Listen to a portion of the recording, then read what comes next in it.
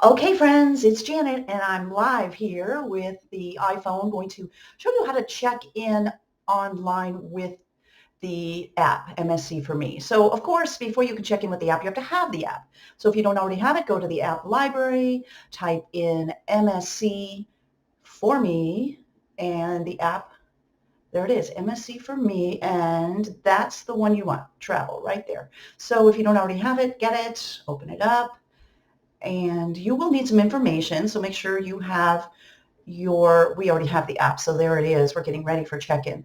But be sure you have your booking number and your name as it appears on your reservation. All right, so let's go to check-in now. Click on that. And actually, I've already checked in. So now we're going to check in Julie.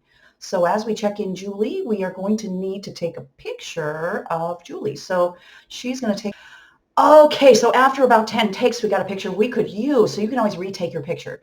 Next, select the type of document. We're going to be checking in with a passport. Okay, now we need to scan the passport, as you can see on the screen. Provide your passport. It specifically says to turn it this way. You got it. Okay, Okay. there she is. All right.